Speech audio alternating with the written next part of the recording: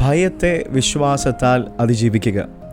നമ്മെ പലപ്പോഴും പിന്നിലോട്ട് വലിക്കുവാനും നമ്മുടെ തീരുമാനങ്ങളെ ഇല്ലാതാക്കുവാനും നമ്മുടെ സമാധാനത്തെ കെടുത്തിക്കളയുവാനും കഴിവുള്ള ഒരു ശക്തമായ വികാരമാണ് ഭയം. എന്നിരുന്നാലും നമ്മൾ ഭയത്തിൽ ജീവിക്കുവാൻ വിളിക്കപ്പെട്ടവരല്ല, മറിച്ച് ഓരോ സാഹചര്യത്തിലും ദൈവം നമ്മോടൊപ്പം ഉണ്ട് എന്ന് വിശ്വസിച്ച് വിശ്വാസത്തിൽ മുൻപോട്ട് നടക്കുവാൻ വിളിക്കപ്പെട്ടവരാണ് നാം. ഭയങ്ങളെ ആത്മവിശ്വാസത്തോടെ നേരിടുവാൻ നമ്മെ സഹായിക്കുന്ന താക്കോലാണ് വിശ്വാസം. ബൈബിൾ ആവർത്തിച്ച് നമ്മോട് പറയുന്ന ഒരു സത്യമാണ് ഭയപ്പെടരുത് എന്ന്.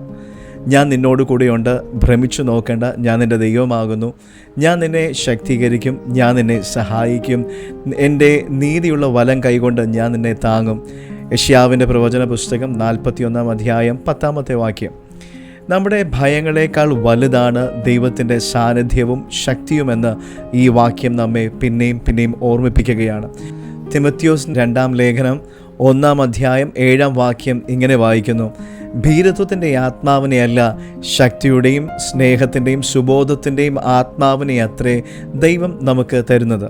ഭയം ദൈവത്തിൽ നിന്ന് വരുന്നതല്ല, പകരം ദൈവം നമ്മെ ശക്തിയും സ്നേഹവും സമാധാനവും ഉള്ള മനസ്സ് നമുക്ക് നൽകുന്നു. നമ്മൾ ദൈവത്തിൽ നമ്മുടെ ശ്രദ്ധ പൂർണ്ണമായി കേന്ദ്രീകരിക്കുകയും ദൈവിക വാഗ്ദത്തങ്ങൾ നാം പൂർണ്ണമായി വിശ്വസിക്കുമ്പോൾ ഭയത്തിന് നമ്മുടെ മേലുള്ള പിടി അയയും.